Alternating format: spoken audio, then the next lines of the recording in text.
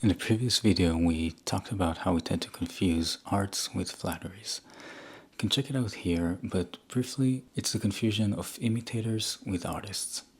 Flattery is concerned with imitation, while an art is concerned with the craft itself. Plato gives examples such as rhetoric, which imitates statesmanship, and cosmetics, which imitate gymnastics.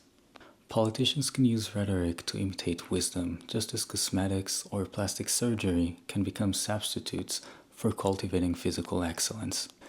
So, what causes this confusion? After all, we encounter it everywhere. We pursue wealth, then discover it doesn't bring us the fulfillment we expected. We seek admiration only to find ourselves dependent on it.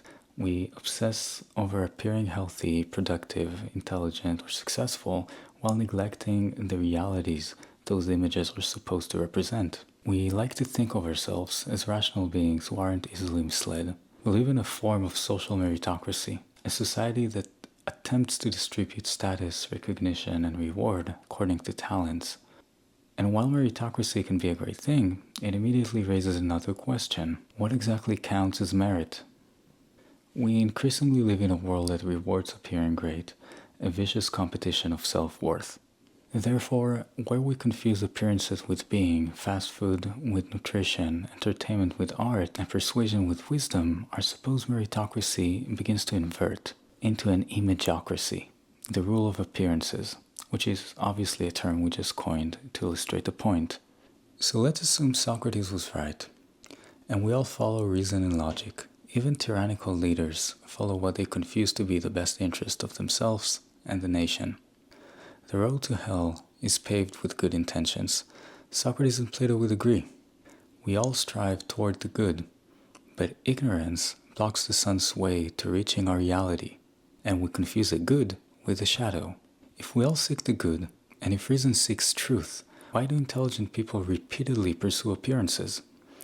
Money over well-being, status over character, and plastic treatments over physical health. Perhaps the problem isn't that we fail to follow reason. Perhaps the problem is what we call reason isn't reason at all.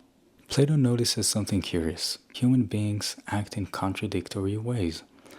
We sometimes want entire opposites at the same time: health and indulgence, truth and approval, peace and victory. But if reason were the only force shaping our actions, that would be so difficult to explain. In the Republic, Socrates walks us through an experiment, and he builds a state composed of three classes: producers, guardians, and philosopher kings and queens. Justice in that state is the correct hierarchy. Philosophers rule, guardians protect, and producers serve. But the tiny detail people like to forget about the Republic is that the state is merely an analogy to help us understand the individual soul better. Socrates proposes examining justice first in the city, because it is larger and easier to observe there than in the individual. And let me quote this one. "We aren't very clever, and so I think we had better proceed as follows. Let us suppose we are rather short-sighted men and are set to read small letters at a distance. One of us then discovers the same letters elsewhere on a larger scale and larger surface. Won't it be a godsend to us to be able to read the larger letters first and then compare them with the smaller to see if they are the same?" And that's the basic idea, examining the larger model first so we can then try to compare it. So what are the three parts of our soul? Producers represent our desiring part. Guardians represent the spirited, protective, and ambitious. And philosopher kings and queens represent the leading, rational part. With that in mind, Plato goes on to assemble different kinds of regimes and corresponding types of individual souls, or psychological states, analogous to those regimes, which we'll cover more extensively another time. But the point I'd like to make now is that our soul is not merely rational, but also appetitive and ambitious. This means that not every thought that sounds reasonable originates in reason. Desire and ambition can use reason as an attorney, not as a guide. So it's not only that we confuse appearance with being, but perhaps reason with anxiety, or personal pride with justice, and so on. Anxiety often disguises itself as responsibility, Toxic perfectionism often presents itself as high standards. Vanity often dresses itself as self-improvement, and the desire for approval frequently masquerades as love. What I'd like to do now is try to figure out how we can distinguish between the different forces within us. Not to condemn any of them, but to help us avoid mistaking anxiety or ambition for reason. In our state, each of those forces has its proper place within the soul.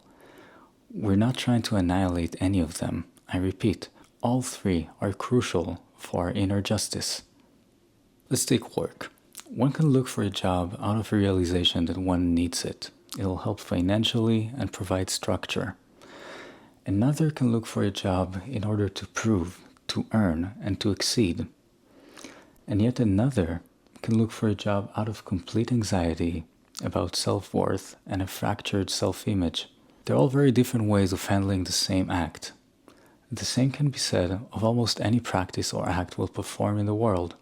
Perhaps it is under the pressure of the social space we live in, a space full of ideas about what merit looks like, what we should pursue, and how, that our desires and overambitions begin using reason not as a guiding principle, but as an attorney, defending a conclusion already reached by appetite or ambition. And perhaps this is where Hannah Arendt's analysis becomes illuminating. Arendt argued that the ancient citizen handled private necessities in the household precisely so he could enter the public realm and exercise political freedom in action. Modern society, however, became increasingly organized around what she called the social, a conformist national housekeeping that gradually eats up both our private life and genuine political action. Merit there is no longer measured by character or excellence, but by images of endless labor, accumulation, and social approval. If that's the case, then our problem becomes much clearer. We mistake our guiding forces for being reasonable, when in fact it is our ambitions and anxieties that lead us to think that flatteries or appearances of the social space we inhabit are actually truths.